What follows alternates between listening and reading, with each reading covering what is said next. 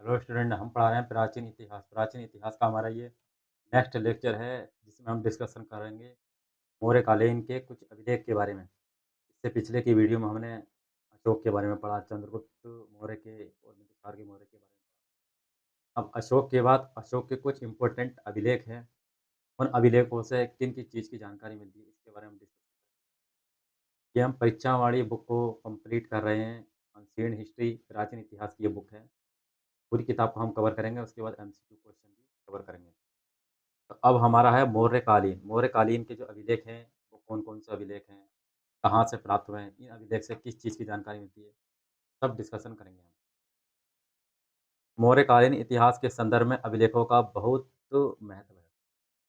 यानी कि इस अभिलेख से जितने भी ये मौर्य शासक गुज़रे हैं, उनके बारे में जानकारी मिलती है। तो इसका रोल बहुत इम्पोर्टेंट है मौर्य काल में। जैसे चंद्रगुप्त मौर्य, मौर्य वंश का संस्थापक। फिर अशोक, अशोक का पुत्र दशरथ आदि मौर्य सम्राटों के काल में अनेक अभिलेख उत्कीर्ण किए गए हैं। अशोक ने तो शिलाओं पर अपने शासन व धर्म संबंधी अनेक लेख खुदवाया। तो अशोक ने क्या करा, जो शिलाएँ हैं, जो शिलालेख हैं, यानी कि पत्थर पर उसके शासन से संबंधित, धर्म से संबंधित अनेक लेख खुदवाए हैं। आप भिन्न-भिन्न स्थानों पर आप देख सकते हैं, जैसे नेपाल में भी हैं, दिल्ली में मेहरौली लौह स्तंभ, वहाँ पर आप देख सकते हैं। जगह-जगह इसके अभिलेख हैं। ये अभिलेख जो हैं साम्राज्य के प्रत्येक दिशा में पाए गए हैं। साम्राज्य का अलेख अलग-अलग दिशा में पाए गए हैं। पिछली वीडियो हमने देखा था। बिहार में भी, राजस्थान में भी, महाराष्ट्र में भी, हर जगह इसके अभिलेख हमें प्राप्त होते हैं। तो इन्हीं से अशोक की साम्राज्य सीमा का भी निर्धारण होता है। अशोक के इतिहास के निर्माण के संदर्भ में ये इतने उपयोगी हैं कि टी.आर. भंडारकर ने तो अभिलेखों के आधार पर ही अशोक का इतिहास लिखा है। यानी कि अभिलेख इतने इम्पोर्टेंट हैं, एक इतिहासकार है जिसका नाम है डी.आर. भंडारकर। इस डी.आर. भंडारकर ने का इतिहास लिखा है। अब देखते हैं चंद्रगुप्त मौर्य के अभिलेख के बारे में। क्योंकि चंद्रगुप्त मौर्य सम्राट, उसके भी अभिलेख हमें प्राप्त हुए हैं। वो कहाँ से हमें प्राप्त हुए हैं और उस अभिलेख में हमें चंद्रगुप्त मौर्य के बारे में हमें जानकारी मिलती है। जैसे पहला है महास्थान अभिलेख। ये बांग्लादेश के बोगरा जिले के महा नामक स्थान पर ये लेख हमें मिला है और ये पाषाण यानी कि पत्थर से बना हुआ और इस पर लिखा हुआ है। इस पर गोद के लिखा गया इस महास्थान अभिलेख। इस महास्थान अभिलेख से हमें चंद्रगुप्त मौर्य के बारे में जानकारी मिलती है। ये महास्थान कहाँ पर है? पुंड्रनगर में पाषाण खंड पर अंकित अभिलेख मिला है। इसमें एक राजकीय अन्नागार का उल्लेख मिला है। यानी कि इस अभिलेख में एक अन्नागार मिला है, यानी कि अन्न रखने की जगह। इस अन्न रखने की जगह का उल्लेख हमें यहाँ से मिला है। जिससे आपातकाल यानी कभी इमरजेंसी होती थी, जिससे आपातकाल में जनता को अन्न वितरण किया जाता था। यानी कभी ऐसी सिचुएशन आ गई, कोई आपातकाल लग गया, कोई इमरजेंसी लग गई या धन की कमी हो गई, तो अपना राजकीय जो अन्नागार था, उस अन्नागार से धन यानी कि जो भी गेहूँ, चावल वगैरह होते थे, वो जनता में बाँटे जाते थे। इस बात की जानकारी हमें महास्थान अभिलेख से मिलती है, जो बांग्लादेश के बोगरा जिले में स्थित है। अब अगला जो है आपका सोगोरा ताम्रपत्र अभिलेख। ताम्रपत्र मतलब हो गया तांबे का, ठीक? ये प्रथम ताम्र अभिलेख है, पहला तांबे का, जो उत्तर प्रदेश के गोरखपुर जिला के सोगोरा नामक स्थान पर मिला है। इसकी लिपि प्रारंभिक मौर्यकालीन ब्राह्मी है। पहली लिपि इसकी कौन-सी होगी? ब्राह्मी। इस पर एक अन्नागार का चित्र उत्कीर्ण है। तो इस सोगोरा पे भी एक अन्नागार का चित्र मिला, जिससे ये पता चलता है कि यहाँ पर अनाज डिस्ट्रीब्यूट यानी कि अनाज बाँटे जाते थे। जो अनाज वितरण की व्यवस्था का होता है, यानी कि अनाज वितरण की एक व्यवस्था थी। इसके बाद आता प्राचीन भारतीय अभिलेखों में महास्थान अभिलेख, जो बांग्लादेश में, एवं सोगोरा ताम्रपत्र अभिलेख प्रथम शाही अभिलेख है, जो संकट काल में यानी कि आपातकाल में खाद्यान्न उपयोग हेतु जारी किए जाते थे। यानी कि जनता को अन्न वितरण किया जाता था। आईएएस 1998 में ये क्वेश्चन भी पूछा गया कि खाद्यान्न उपयोग के लिए कौन से 2 अभिलेख हैं? तो पहला आपका महास्थान अभिलेख, दूसरा सोगोरा ताम्रपत्र अभिलेख। ये तो थे चंद्रगुप्त मौर्य के लेख, सोगोरा और ताम्रपत्र अभिलेख। हम अशोक के अभिलेखों के बारे में डिस्कशन करेंगे, क्योंकि अशोक के अभिलेख बहुत अभिलेख हैं, इसने बहुत सारे अभिलेख बनवाए, जो वर्तमान समय में ये अभिलेख मौजूद हैं। सर्वप्रथम 1750 ईस्वी में स्टीफेन थेलर ने दिल्ली मेरठ अभिलेख खोजा। सबसे पहला जो अभिलेख खोजा 1750 ईस्वी में स्टीफेन थेलर ने दिल्ली और मेरठ का अभिलेख खोजा। अब अशोक के 40 से अधिक अभिलेख प्राप्त हो चुके हैं। कितने? 40 से अधिक अभिलेख इसके अशोक के प्राप्त हो चुके हैं। इस अभिलेख को इसने सिर्फ़ खोजा लेकिन पढ़ नहीं पाया। इस अभिलेख को जो पढ़ा सबसे पहले, इन अभिलेखों को पढ़ने में सबसे पहले जेम्स प्रिंसेप 1837 में सफलता मिली। क्वेश्चन भी देखो पूछा गया कई बार आईएएस, यूपीपीसीएस और यूपीपीसीएस। ये मेंस में, ये प्री में, ठीक।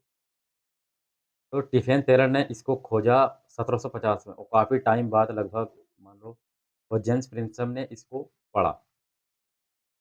किंतु जेम्स प्रिंसेप ने देवानंद प्रिय की पहचान सिंघल के राजा तिस्स से कर डाली। पीछे हमने पढ़ा था, एक बात हमने पढ़ी थी। देवानंद प्रिय कौन था? श्रीलंका का राजा था।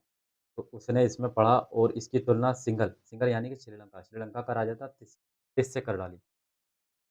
लेकिन बाद में ये तथ्य प्रकट हुआ कि सिंघली अनुश्रुतियों में ये अशोक के लिए प्रयोग हुआ है। सिंघली सिंघली अनुश्रुति का मतलब होता है श्रीलंका के इतिहास के बारे में जानकारी। 1915 ईस्वी में मास्की लेख में भी अशोक का नाम पढ़ा लिखा गया है। यानी कि मास्की अभिलेख में अशोक का नाम अशोक मिला है। ये बात इसमें कही जा रही है। सभी अभिलेखों की भाषा कैसी है? प्राकृत है। और लिपि की बात करें तो लिपि ब्राह्मी है। क्वेश्चन आपसे पूछे गए हैं।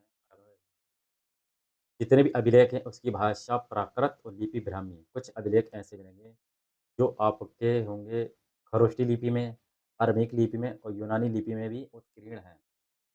लेकिन वो कौन-कौन से हैं, इसके बारे में हम देख लेते हैं। जैसे खरोष्टी लिपि में जो अभिलेख हैं, वो कहाँ पर हैं आपके शाहबाद और मानसेरा अभिलेख, ये आपकी खरोष्टी लिपि में। आरमेइक लिपि में तक्षशिला और लघुमान से प्राप्त अभिलेख हैं ये आरमेइक लिपि। यूनानी तथा आरमेइक लिपि में शेरगुना कंधार से प्राप्त द्विभाषी अभिलेख हैं। अशोक के अभिलेखों का जो विभाजन है, वो 3 रूपों में किया जाता है। अशोक के अभिलेखों का विभाजन 3 रूपों में किया जाता है। जैसे हम बात करें शिलालेख में बड़े शिलालेख और छोटे शिलालेख की बात करेंगे हम। फिर है स्तंभलेख, इसमें भी बड़े स्तंभलेख, छोटे स्तंभलेख की बात करेंगे। तीसरा है गुहा लेख। 3 अभिलेखों की बात करेंगे हम अशोक के बारे में। जैसे एक चार्ट में है अशोक के अभिलेख, शिलालेख, इसमें बृहद शिलालेख और लघु शिलालेख, दूसरा स्तंभलेख, स्तंभलेख में बृहद स्तंभलेख, लघु स्तंभलेख और तीसरा गुहा लेख। 3 अभिलेख के बारे में चर्चा करेंगे हम, शिलालेख, स्तंभलेख, गुहा लेख। पहले हम बात करेंगे शिलालेख के बारे में। ये शिलालेख उन स्थानों पर उत्कीर्ण कराए गए हैं जहाँ पर्वत विद्यमान थे, जहाँ पर पर्वत थे, ये शिलालेख वहाँ पर बनवाए गए। पर्वत की शिलाओं को समतल करके उन पर लेख उत्कीर्ण किए गए, यानी कि पर्वत को काट कर उनको समतल बनाया गया और उस पर खोद-खोद कर उन पर लिखा गया। शिलालेख 2 भागों में वर्गीकृत किए गए हैं। एक है बृहद शिलालेख यानी कि बड़ा शिलालेख, दूसरा है लघु शिलालेख। 2 शिलालेख हुए, ठीक। पहले बृहद शिलालेख के बारे में चर्चा करेंगे, बड़े शिलालेख। ये 8 भिन्न-भिन्न स्थानों से हमें प्राप्त हुए हैं, जिन पर 14 लेखों का समूह उत्कीर्ण है। इन 14 लेखों के होने के कारण इन्हें चतुर्दश शिलालेख के नाम से भी जाना जाता है। 14 लेख होने के कारण इन्हें चतुर्दश लेख भी कहते हैं। इन 8 शिलालेखों के स्थान निम्नलिखित हैं। तो पहले हम 8 शिलालेख के बारे में हम देखेंगे कि 8 शिलालेख आपके कहाँ-कहाँ से और इसके अलावा 14 लेख भी हैं, जिनको चतुर्दश स्तंभ लेख भी हम कहते हैं। बृहद शिलालेख के अंतर्गत आएँगे।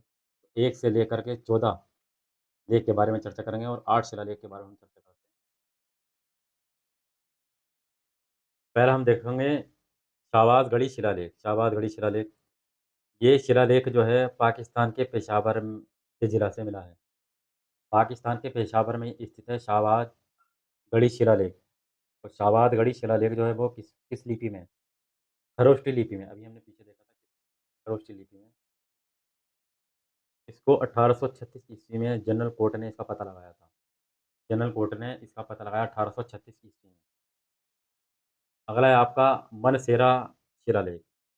मनसेरा शिलालेख ये पाकिस्तान के हज़ारा ज़िले में प्राप्त है। इसकी जो खोज है जनरल कनिंघम के द्वारा इसको खोजा गया। मन्नसेरा अभिलेख, ये भी खरोष्ठी लिपि में है। तो 2 आपके खरोष्ठी लिपि में हो गए, एक हो गया शावतगढ़ी और एक हो गया मनसेरा शिलालेख। ये दोनों के शिलालेख पाकिस्तान में हैं और ये खरोष्ठी लिपि में हैं। अगला है आपका कालसी शिलालेख, एकमात्र शिलालेख है जो उत्तराखंड से हमें प्राप्त होता है। इसका नाम है कालसी शिलालेख। कालसी शिलालेख, ये उत्तराखंड के देहरादून से मिला है। इसकी खोज सन 1860 में फ़ॉरेस्ट ने इसकी खोज की थी। चौथा है आपका गिरनार शिलालेख, ये गुजरात में स्थित है गिरनार शिलालेख। कहाँ पर है ये? गिरनार शिलालेख गुजरात प्रांत के कठियावाड़ में जूनागढ़ के समीप गिरनार की पहाड़ी से मिला है। गिरनार लेक सबसे सुरक्षित अवस्था में है। 1822 ईस्वी में इसकी खोज कर्नल टॉड ने इसकी खोज की थी। यहीं से रुद्रदामन और समुद्रगुप्त के लेख भी मिले हैं। गिरनार अभिलेख से रुद्रदामन और समुद्रगुप्त के अभिलेख मिले हैं। की खोज कर्नल टॉड ने इसकी खोज की थी।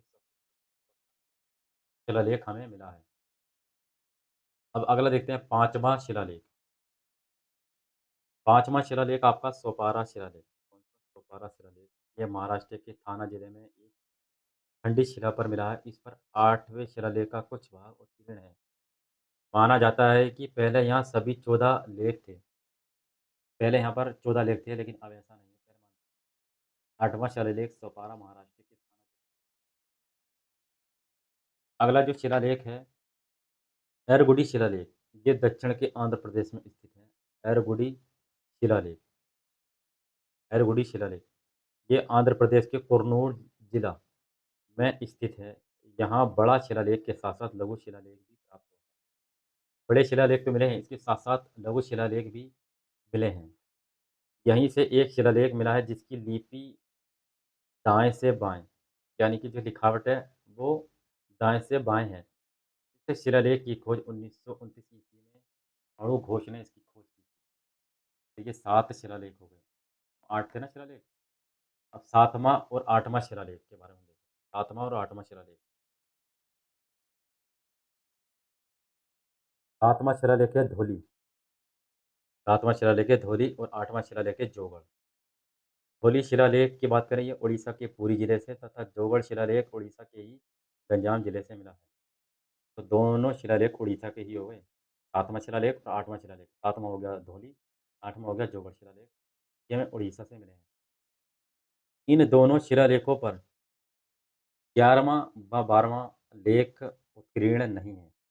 इन दोनों शिलालेखों पर 11वां जो शिलालेख है और 12वां और 13वां लेख नहीं है। इनके स्थान पर 2 नए लेख हैं।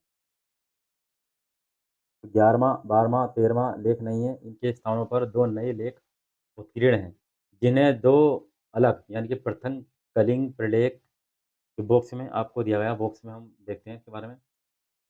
बोला जाता है, कलिंग शिलालेख 13वां के अलावा धौली और जोगड़ ऐसे लेख हैं, जिसमें अशोक के युद्ध हिंसा के कारण जनित उसके अंतर्मन की व्यवस्था प्रकट होती है। इसमें यह बात कही जा रही है कि धौली और जोगड़ ऐसे शिलालेख हैं, जिसमें अशोक ने जो कलिंग का युद्ध लड़ा था, मैं भारी रक्तपात को देखकर युद्ध न करने की नीति, युद्ध नहीं करूँगा। तो उसके बाद उसका हृदय इतना परिवर्तन हो गया कि उनके बीवी, बच्चे सब बेघर हो गए। तो उसका हृदय परिवर्तन हो गया, तो उसके अंतर्मन यानी कि अंतर्मन व्यथा प्रकट होती है, अंतर की आत्मा प्रकट होती है। ये बात इसमें की गई। अच्छा, अब ये कहते हैं कि कलिंग का प्रलेख बॉक्स में देखें, ये आपका बॉक्स है, हम देखते हैं क्या लिखा गया है इसके बारे में। कलिंग प्रलेख, इन्हें भी जानें। कलिंग प्रलेख, ठीक। तो पहला जो लेख है प्रथम प्रलेख, इसमें कलिंग राज्य के प्रति अशोक की शासन नीति बताई गई है पहले में।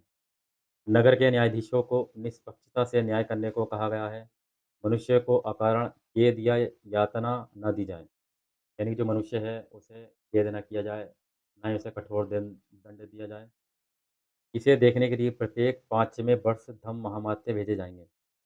यानी कि इनकी समय-समय पर जाँच करने के लिए इसने हर एक 5 साल में यहाँ पर अधिकारी जाएँगे। जो उज्जैन और तक्षशिला में प्रत्येक तीसरे वर्ष जाएँगे।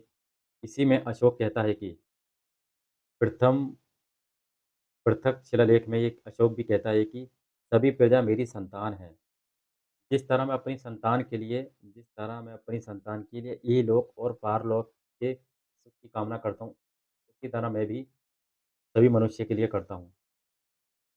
इहलोक यानी कि मृत्यु से पहले जो संसार में सब लोग रह रहे हैं, उसकी सुख की कामना। परलोक यानी मृत्यु के बाद के समय उसकी सुख की कामना करता हूँ। ये कौन कहता है? अशोक कहता है, इसी प्रथम पृथक शिलालेख में। अद्वितीय पृथक लेख द्वितीय पृथक लेख इसमें अशोक सीमांत प्रदेशों की अभिजित जातियों के प्रति अपनी नीति की घोषणा करता है कि वे सम्राट से डरे नहीं, उसमें विश्वास रखें और उससे सुख ही प्राप्त करेंगे, दुःख नहीं। इस लेख में भी अशोक कहता है कि सभी मनुष्य मेरी संतान हैं। यानी कि अशोक इतना महान सम्राट था, तो प्रजा इससे डरती थी। जब इसने कलिंग का युद्ध लड़ा, उसके बाद इसने क्या करा? बौद्ध धर्म को अपनाया। तो इस सेकंड पृथक लेख में इसने कहा कि ये जितने भी लोग हैं, सभी लोग मुझसे डरे नहीं, मुझ पर विश्वास करें, उनसे मुझे सुख ही मिलेगा, दुःख नहीं मिलेगा। अशोक ये कहता है, सारी मनुष्य, सारी प्रजा मेरी संतान है। सेकंड पृथक लेख में अशोक ये प्रथम लेख में भी ये कहता है, सभी प्रजा मेरी संतान है। जिस तरह मैं अपनी संतान के लिए इहलोक और परलोक की कामना करता हूँ, इसी तरह मैं भी सब मनुष्य के लिए करता हूँ। तो ये तो 8 शिलालेख हुए। अब कुछ बड़े शिलालेखों में इसके 14 शिलालेख के बारे में चर्चा करते हैं, जिनको हम चतुर्दश के नाम से जाना जाता है। अब बृहद शिलालेखों के प्रमुख विषय यानी कि 14 बृहद शिलालेख हैं, उसके बारे में हम डिस्कशन करेंगे। कभी-कभी क्वेश्चन इसमें इसलिए पूछ लिया जाता है कि पहले अभिलेख में क्या लिखा गया है, दूसरे अभिलेख में क्या लिखा गया है। प्रथम जो लेख है, इसमें क्या लिखा गया है? जैसे प्रथम लेख है, इसमें जीव की हत्या पर रोक लगाने का उल्लेख है, यानी किसी की हत्या करनी है। ये बात प्रथम लेख में कही गई है। अशोक कहता है कि ये लेख लिखे जाने के पहले पाकशाला में सहस्त्र जीवों का वध किया जाता था। पर अब मात्र 3 जीव, 2 मोर, 1 मृग मारे जाते हैं। मृग भी प्रतिदिन नहीं मारा जाता। भविष्य में इन तीनों जीवों की भी हत्याएँ नहीं की जाएँगी। यानी कि पहले क्या होता था, जीवों की हत्या की अशोक ने कहा कि जीवों की हत्या करने पर रोक लगा दी इसने, कि अब किसी भी जीव की हत्या नहीं की जाएगी। इस बात की चर्चा इसने प्रथम लेख में। दूसरे अभिलेख में इसमें चर्चा की, दूसरा अभिलेख क्या कहता है? दूसरा लेख ये कहता है कि मानव और पशु की चिकित्सा का उल्लेख किया गया है। मानव और पशु चिकित्सा का उल्लेख किया गया है। यानी कि मानव हो यानी कि मनुष्य यदि बीमार हो जाए और पशु को यदि चोट लग जाए, तो उनके लिए चिकित्सा की व्यवस्था की गई है। यदि चिकित्सा सामग्री उपलब्ध नहीं है, इसके लिए सामग्री इसने विदेशों से मँगवाई है। ये ना सिर्फ़ अपने राज्य में अपितु दक्षिण के 5 सीमांत राज्य में, तो पीछे जो दक्षिण के जो राज्य थे, जो थे आपके चोल, पांड्य, सतीपुत्र, केरलपुत्र, ताम्रपर्णी और यवन राज्यों में भी इसका प्रबंधन किया गया है। जो इसके मित्र राज्य थे, वहाँ पर भी चिकित्सा का प्रबंध किया गया था। और जहाँ औषधियाँ प्राप्त नहीं थी, वहाँ बाहर से मँगवा कर रखी गईं। जहाँ पर इस तरह की दवाइयाँ जैसे आज के टाइम पे दवाइयाँ नहीं हैं, तो दवाइयाँ बाहर से मँगवा कर मनुष्य और पशुओं के वृक्ष लगवाने और कुएँ खुदवाने का भी उल्लेख हमें इसमें मिलता है। तो 2 बातें हमें पता चलीं इस दूसरे स्तंभ लेख में। पहली बात क्या है? पहली बात ये है कि मानव के और पशुओं की चिकित्सा की व्यवस्था की जाएगी। वृक्ष लगवाए और कुएँ खुदवाएँ। साथ ही साथ 2 दक्षिण भारत के राज्य हैं, चोल हो गए, पांड्य, सत्तिपुत्र, केरलपुत्र, ताम्रपर्णी, यवन। यहाँ पर भी चिकित्सा की व्यवस्था की गई और यदि उपलब्ध नहीं है तो भारत ये दूसरे स्तंभ लेख में हो गए। प्रथम स्तंभ लेख में रोक लगा दी। 2 स्तंभ लेख चौथा लेख क्या कहता है? तीसरा लेख क्या कहता है इसका? तीसरा लेख तीसरे लेख में अशोक कहता है कि राज्याभिषेक के 12वें साल मैंने आज्ञा दिया कि युक्त, रज्जुक और प्रादेशिक शासकीय कार्यों के अतिरिक्त धर्म उपदेश के लिए भी 5वें वर्ष दौरे पर जाएँगे। अशोक इस तीसरे लेख में ये कहता है, जब इसका राज्य उसने उस राज्याभिषेक के 12 साल बाद उसने कहा कि मैंने जो धर्म उपदेश के लिए जो कार्य जो मैंने नियुक्त किए, जिनका नाम है युक्त हो गया, रज्जुक, प्रादेशिक। ये लोग हर 5 साल में धर्म उपदेश के लिए दौरा करेंगे। जगह-जगह जाएँगे और धर्म का प्रचार-प्रसार करेंगे, धर्म उपदेश के बारे में जानकारी देंगे हर 5 साल में। ये कौन है? युक्त, रज्जुक और प्रादेशिक प्रशासकीय कार्यों के अलावा धर्म उपदेश के लिए भी हर 5 साल में दौरा करेंगे। ये तीसरे स्तंभ लेख में इस बात की चर्चा की गई है। अब आता है आपका चौथा लेख। इस चौथे लेख में किस बात की चर्चा की गई है? चौथा लेख, चौथे लेख में अब प्रियदर्शी राजा के आचरण के भेरीनाथ द्वारा धम्म घोष को उद्घोष होता है। यानी कि धर्म आचरण के, यानी कि इसने कलिंग का जब युद्ध लड़ा था, भारी रक्तपात को देखकर इसने धम्म की नीति को अपनाया। यानी कि बेरीनाथ को त्याग कर धम्म की नीति को इसने अपनाया। इस बात की चर्चा चौथे अभिलेख में हमें मिलती है।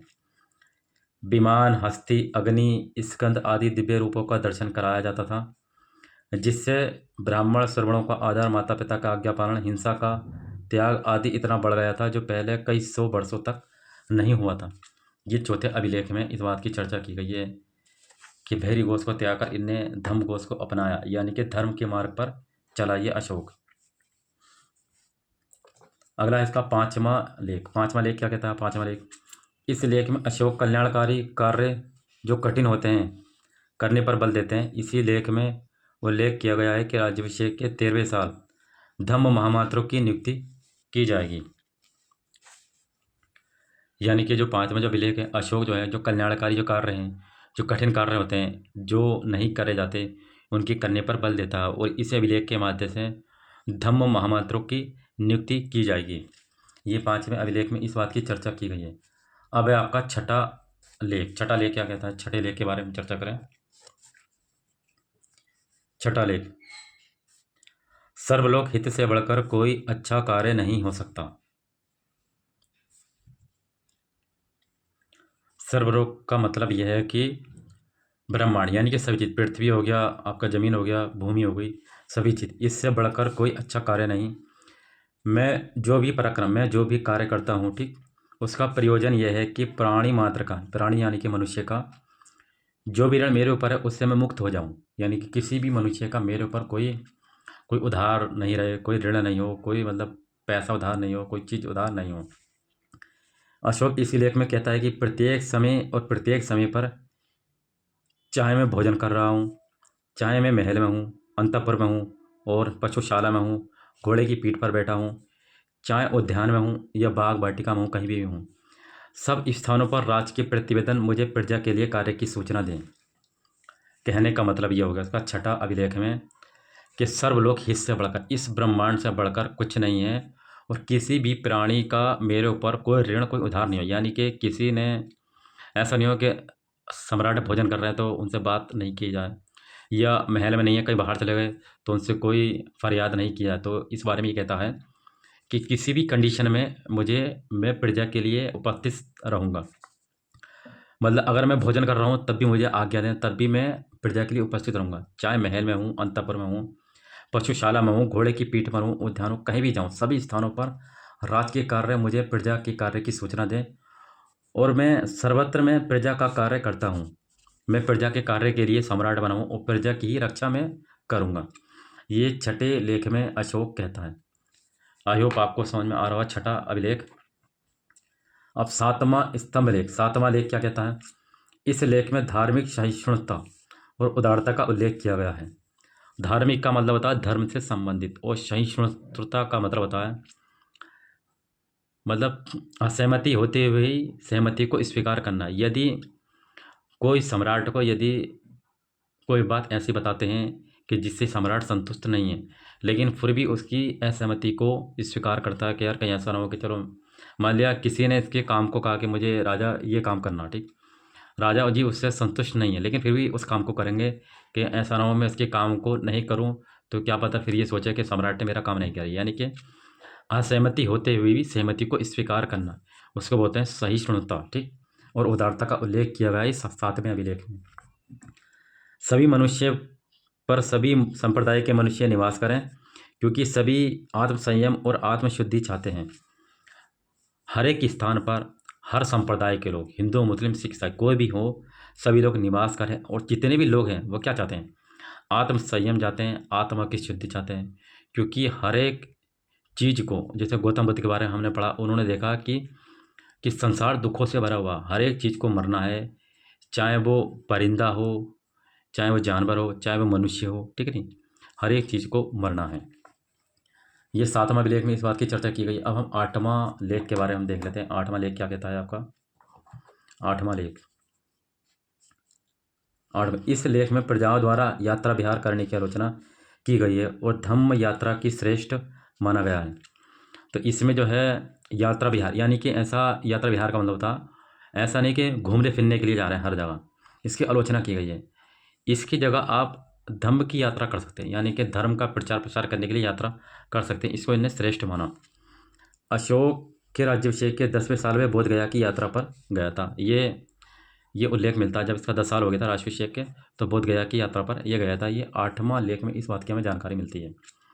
तो इस 8वें लेख में यात्रा विहार की आलोचना करके धम्म की यात्रा को श्रेष्ठ माना है। तो आपको समझ में आ रहा है किस 8वें में क्या, 7वें में क्या क्वेश्चन इसमें पूछ लिए जाते हैं, किस अभिलेख में क्या लिखा गया है। नवा मंगल की बात करें, नवा मंगल जो है वो धम्म मंगल का उल्लेख किया गया, धम्म मंगल का उल्लेख किया गया नवे मंगल में। पीछे की वीडियो में हमने देखा था, जो नवा लेख था वो धम्म मंगल का उल्लेख किया गया। धम्म मंगल में क्या था कि किसी का विवाह होता था या पुत्र हुआ या कोई शुभ अवसर हुआ, उसका जो मंगल है, जो उसका जैसे मुहूर्त है, शुभ मुहूर्त है, कोई यात्रा मंगल में है, तो वो महिलाएं किया करती थी इसका मंगल।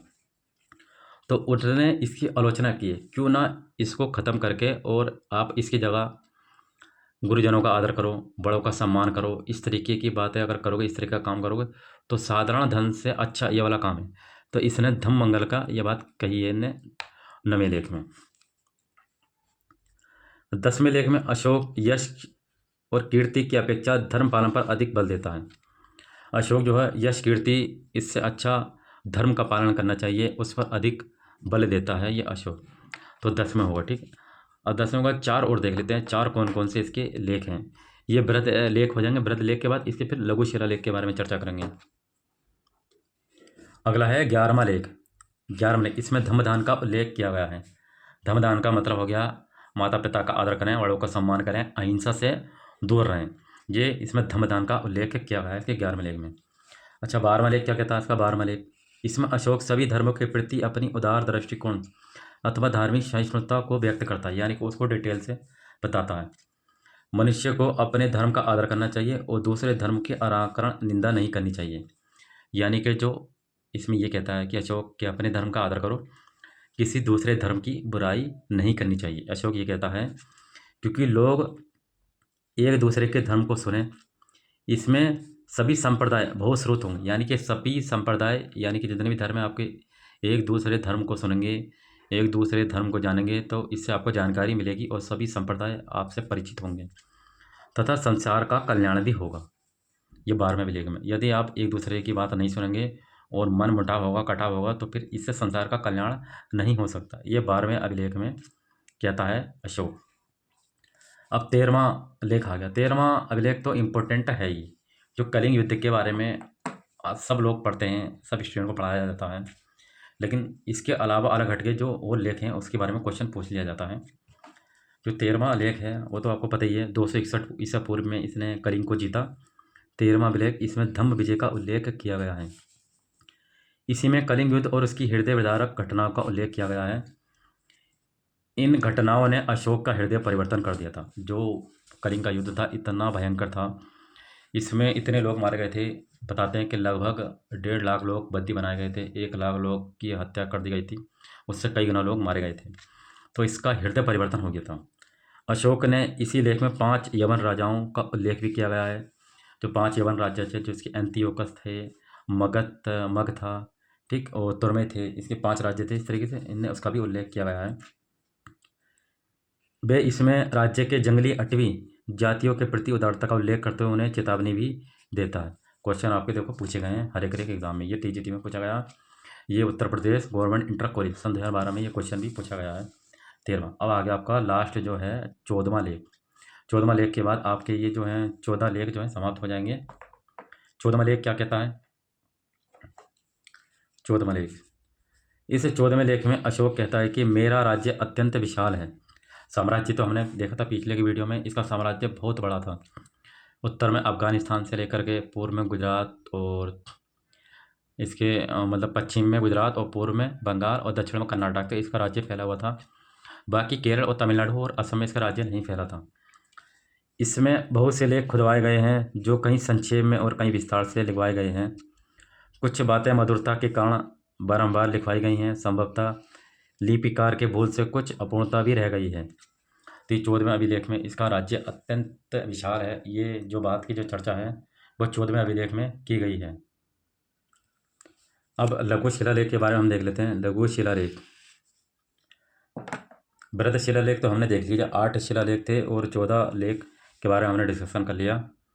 अब हम देख लेते हैं लघु शिलालेख। लघु शिलालेख में 14 बृहद शिलालेखों के अलावा, यानी कि 14 लेखों के अलावा कतिपय बिखरे, कतिपय बिखरे का मतलब होता है कुछ यानी कि थोड़े, कुछ यानी कि थोड़े बिखरे, संक्षिप्त, संक्षिप्त का मतलब होता है थोड़े शब्दों में कहना, और असंबद्ध, असंबद्ध रूप में, असंबद्ध रूप का मतलब होता है बेमेल, बेमेल रूप में पाए जाने वाले शिलालेखों को लघु शिलालेख की संज्ञा प्रदान की गई है।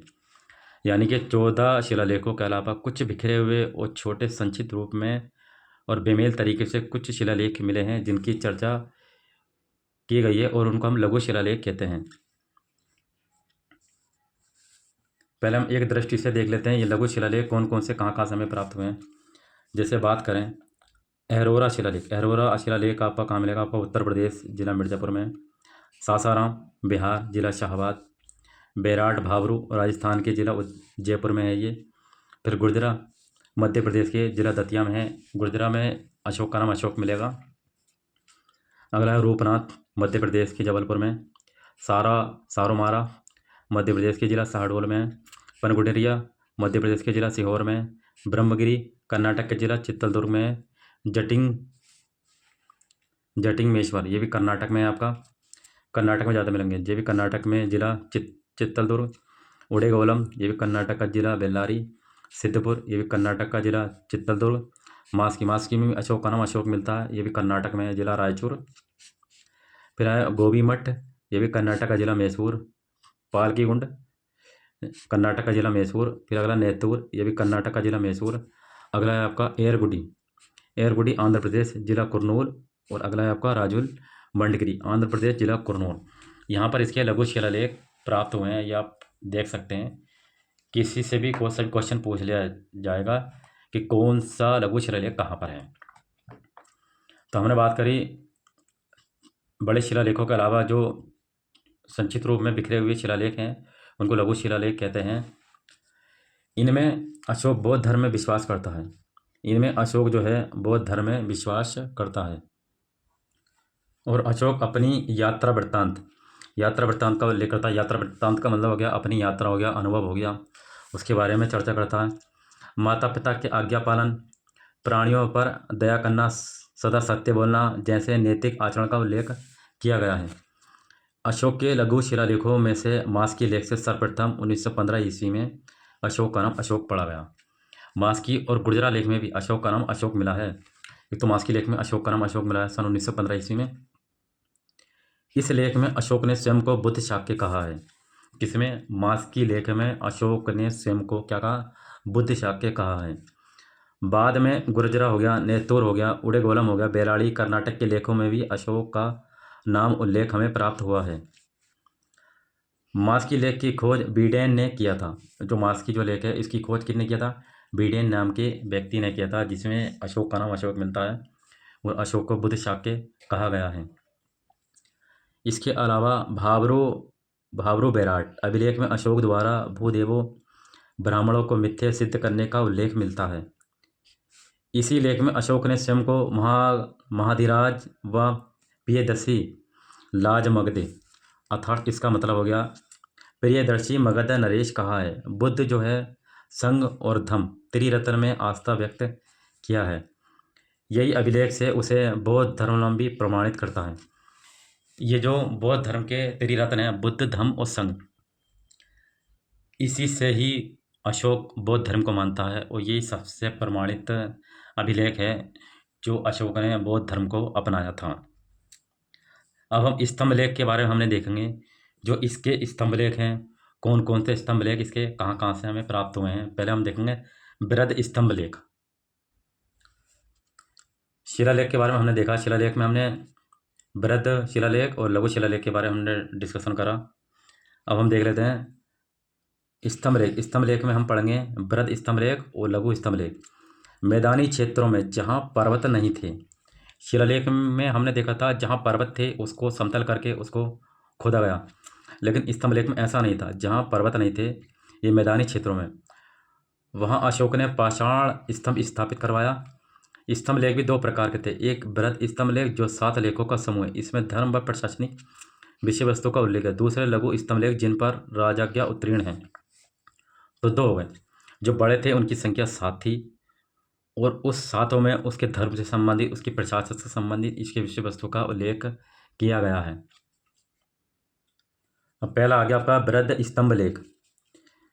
बृहद स्तंभ लेख। बृहद स्तंभ लेख जो है 6 भिन्न भिन्न स्थानों से प्राप्त हुए हैं।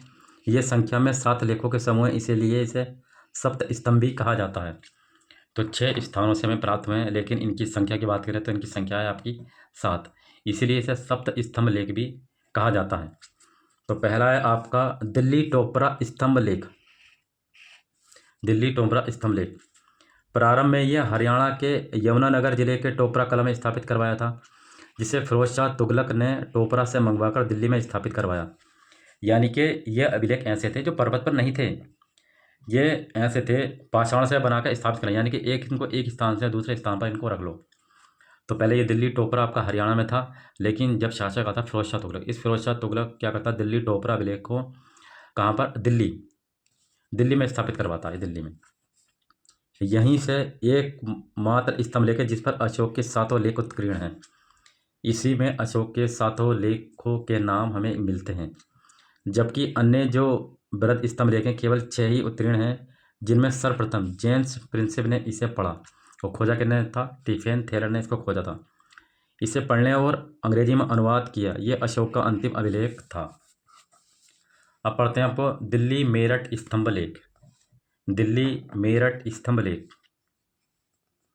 दिल्ली मेरठ स्तंभ लेख, ये अभिलेख जो था पहले मेरठ में स्थित था, लेकिन कालांतर वर्तमान में यदि बात करें, फिरोज शाह तुगलक ने इसे मेरठ से मंगवाकर दिल्ली में स्थापित करवाया। सर्वप्रथम टिफेन थेलर ने 1750 ईस्वी में इस स्तंभ लेख की खोज की। तो फिरोज शाह तुगलक ने 2 स्तंभ लेख जो थे अपने दिल्ली में उत्कीर्ण कराए। एक दिल्ली टोपरा स्तंभ लेख, एक हो गया दिल्ली मेरठ स्तंभ लेख। दिल्ली मेरठ स्तंभ लेख इसलिए नाम क्योंकि पहले मेरठ में था, और ये जो था दिल्ली टोपरा, ये पहले जो था हरियाणा के टोपरा कला में स्थित था, फिर इसे दिल्ली में मंगवाकर स्थापित करवाया फिरोज शाह तुगलक ने। अगला आपका कौशाम्बी स्तंभ लेख। कौशाम्बी स्तंभ लेख को हम पीछे की वीडियो में हमने पढ़ा था। कौशाम्बी स्तंभ लेख को हम रानी का स्तंभ लेख भी कहते हैं। क्या कहते हैं इसको, रानी का स्तंभ लेख भी कहते हैं। कौशाम्बी स्तंभ लेख प्रारंभ में ये उत्तर प्रदेश के कौशाम्बी में स्थापित करवाया था। तो पहले ये कहाँ पर था, ये कौशाम्बी में स्थित था। ये कौशाम्बी पहले ये था आपका कौशाम्बी में, बाद में अकबर बादशाह ने इसे कौशाम्बी से मंगवाकर इलाहाबाद में अपने किले के भीतर स्थापित करवाया। लेकिन वर्तमान समय में इलाहाबाद का जो किला है वहाँ पर यह कौशाम्बी स्तंभ लेख है वर्तमान समय में।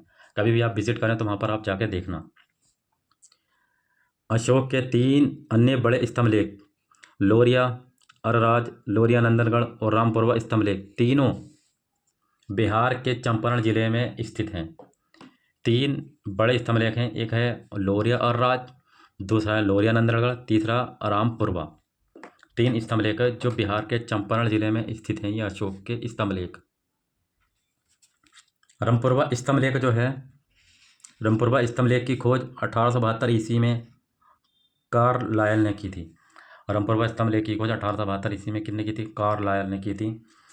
बृहद स्तंभ लेखों के ऊपर खुदे 7 लेख परीक्षा की दृष्टि से निम्नलिखित हैं। 7 लेख के बारे में हम डिस्कशन कर लेते हैं जो परीक्षा के दृष्टि से इम्पोर्टेंट है। ये 7 लेख, 7 लेख कौन कौन से हैं। पहला प्रथम लेख। प्रथम लेख क्या कहता है, प्रथम लेख में देवानंद प्रिय दर्शी अशोक अपने राज्याभिषेक के 26वें साल बाद यह धर्मलिपि लिखवाई। इस लेख में बताया गया है कि धर्म के बिना इहलोक तथा पारलोक में सुख की प्राप्ति करना कठिन है।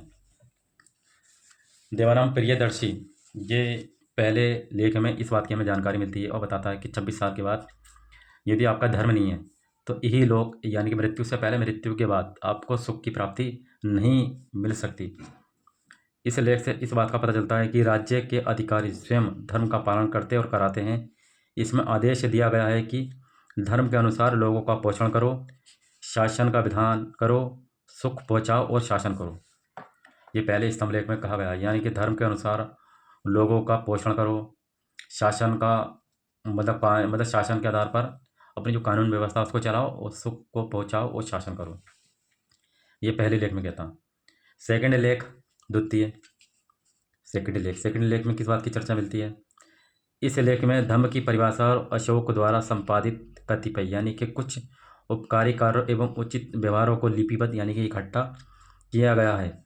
इस लेख में अशोक स्वयं से प्रश्न करता है, यानी कि खुद प्रश्न करता अशोक अपने किया चू धम्म अर्थात धर्म क्या है, यानी कि धर्म का मतलब धम्म क्या है। प्राकृत भाषा में धम्म बोलेंगे, धम्म क्या है। इसका उत्तर स्वयं देते हुए वह कहता है कि उपासिनवे बहुकियाने दया दाने सचे सोचे माधवे साधवे अर्थात यानी कि पाप से दूर रहो। अशोक खुद कहता पाप से दूर रहो। अपस्यान में पाप से दूर रहो। बहुकयाने यानी कि बहुत कल्याण।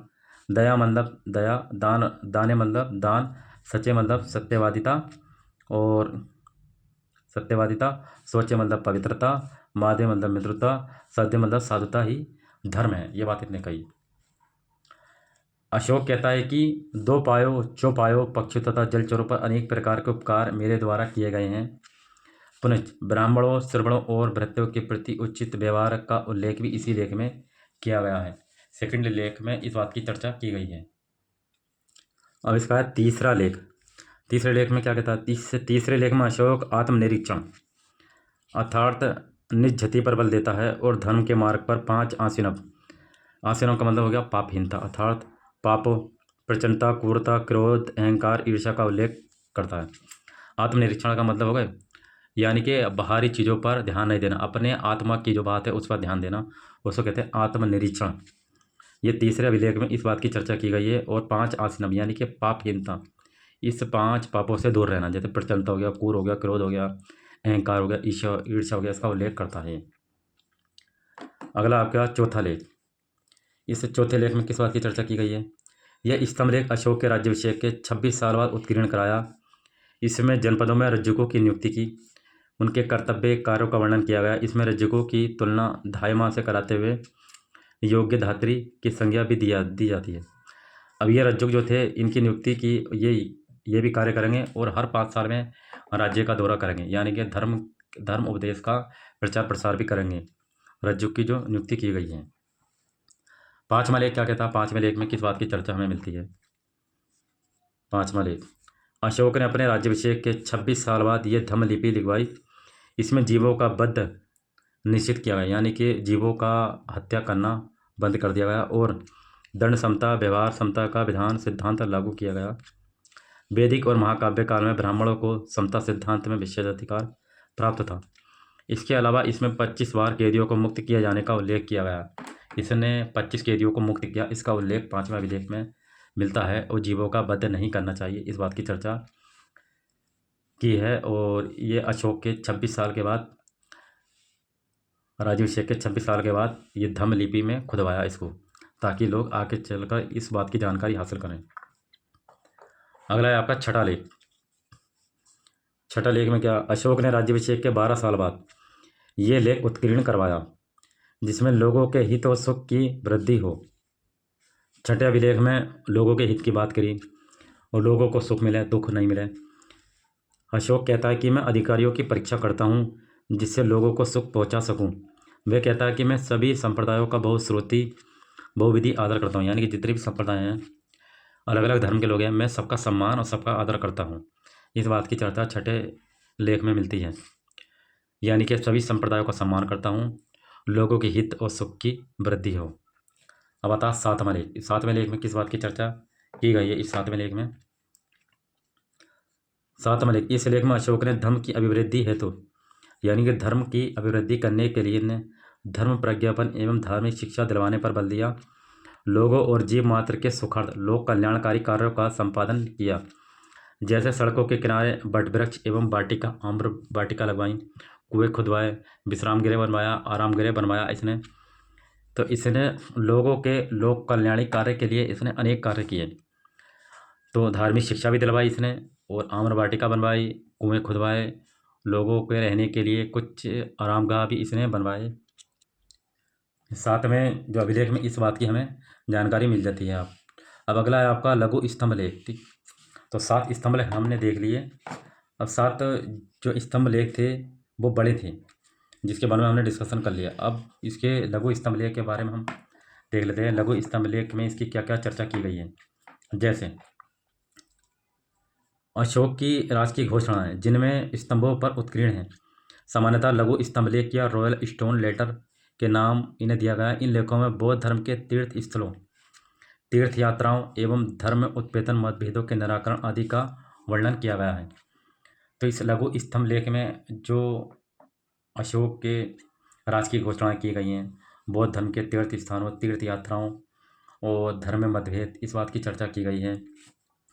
ऐसे 5 लघु स्तंभ लेख हैं जो सांची, सारनाथ, कौशाम्बी, रुम्मीदेई और निगलिवा से प्राप्त हुए हैं, जो परीक्षा की दृष्टि से महत्वपूर्ण हैं। 5 हो गए, सांची, सारनाथ, कौशाम्बी, रुम्मीदेई और निगलिवा। ठीक, पहले हम पढ़ेंगे रुम्मीदेई लघु स्तंभ लेख। रुम्मीदेई लघु स्तंभ लेख, इसके बारे में हम देख लेते हैं। ये स्तंभ लेख कहाँ से प्राप्त हुआ और क्या इंपॉर्टेंट इसकी बात रही है।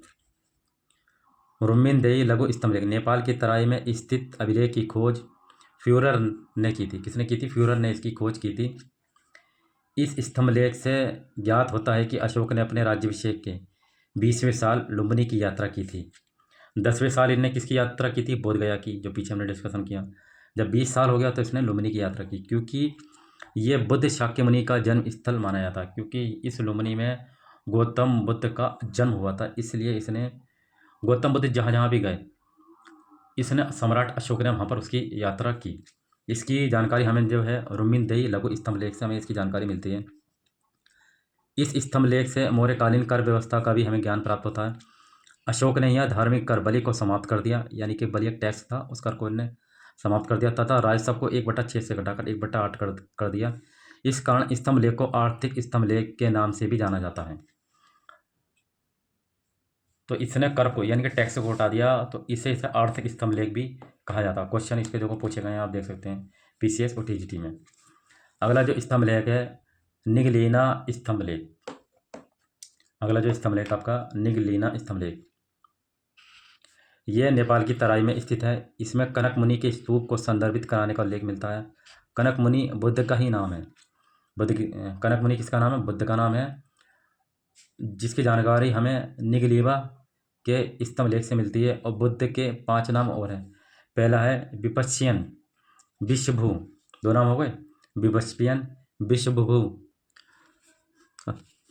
अगला नाम है कृतछंद, कनक मुनि, शाक्य मुनि।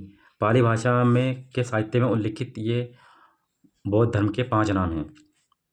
अगला जो स्तंभ लेख है कौशाम्बी लघु स्तंभ लेख। कौशाम्बी लघु स्तंभ लेख, इसे हम रानी का स्तंभ लेख भी कहते हैं।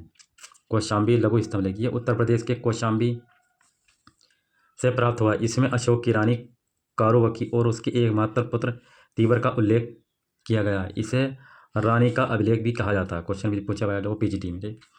कौशाम्बी स्तंभ लेख पूछ लिया जाता है इस तरीके से, जैसे कौशाम्बी स्तंभ लेख को क्या कहा जाता है? रानी का स्तंभ लेख, या रानी के स्तंभ लेख को दूसरे नामों से किस नाम से जानते हैं, किस अन्य नाम से जानते हैं, वो कौशाम्बी लघु स्तंभ लेख हो गया। कारुवाकी का उल्लेख किस अभिलेख में मिलता? तो कौशाम्बी अभिलेख में मिलता। इस तरीके को क्वेश्चन पूछ लिए जाते हैं। अगला है आपका सारनाथ लघु स्तंभ लेख। ये उत्तर प्रदेश के वाराणसी जिले से प्राप्त हुआ। इस स्तंभ लेख पर 3 लेख उल्लिखित हैं। पहला लेख जो अशोककालीन ब्राह्मी लिपि में है, जिसमें अशोक जो है अपने महामात्रों को संग में फूट डालने का आदेश देता है। इस लेख में अशोक अपने महामात्रों को संग में फूट डालने का आदेश देता है। दूसरा जो है लेख कुषाण काल का तथा तीसरा लेख गुप्त काल का है। तो 3 लेख होगा। पहला हो गया आपका अशोकी काल का, दूसरा हो गया कुषाण काल का, तीसरा हो गया गुप्त काल का। ये सारनाथ लघु स्तंभ लेख है जो ब्राह्मी लिपि में है, जिसमें अशोक अपने महामात्रों को संग में फूट डालने का आदेश देता है। अगला आपका आ गया सांची लघु स्तंभ लेख। सांची लघु स्तंभ लेख ये मध्य प्रदेश के रायसेन जिला से प्राप्त हुआ। इस लघु स्तंभ लेख में भी अशोक अपने महामात्रों को संग में भेद रोकने का आदेश देता है। ये मध्य प्रदेश के रायसेन जिले से प्राप्त हुआ, जिसमें अशोक अपने महामात्रों को संग में भेद जो है उसको रोकने का आदेश देता है। ये सांची का स्तूप है जो मध्य प्रदेश के रायसेन जिले से हमें प्राप्त हुआ है। अब हम देख लेते हैं, शिलालेख हो गए, स्तंभलेख हो गए। अब तीसरा जो है इसका गुहालेख। गुहालेख के बारे में हम डिस्कशन करते हैं। गुहालेख क्या है इसका? अगला है इसका गुहालेख। गुहालेख के बारे में हम डिस्कशन करते हैं। गुहालेख में किस बात की चर्चा की गई है? गुहालेख गुहा के मुख्य द्वार के अगले हिस्से को सपाट करवाकर लिखे गए हैं। गुहालेख जो हैं, जो मुख्य द्वार हैं, उसके अगले हिस्से को सपाट करवाकर लिखे गए हैं। गुहा के मुख्य द्वार के अगले हिस्से को सपाट करवाकर लिखे गए अभिलेख को गुहालेख कहते हैं। मौर्य युगीन गुहालेख बराबर नागार्जुन, सीतामढ़ी एवं रामगढ़ पहाड़ियों से मिले हैं। इन सभी गुहालेखों की भाषा प्राकृत और लिपि कैसी है? ब्राह्मी लिपि है। ब्राह्मी इनकी लिपि है। बिहार के गया जिले में बराबर की पहाड़ियों पर, जिसे कि खलबीतक पर्वत के नाम से जाना गया है, पर अशोक के द्वारा 3 और उसके पौत्र दशरथ के द्वारा एक गुफा का निर्माण कराया गया था। क्वेश्चन भी पूछा गया था टीजीटी में। ठीक है, तो बिहार के गया के बराबर की पहाड़ियों पर इस गुफा का निर्माण करवाया गया था। इस पर्वत का नाम है खलबीतक पर्वत। अगला है आपका सुदामा गुफा।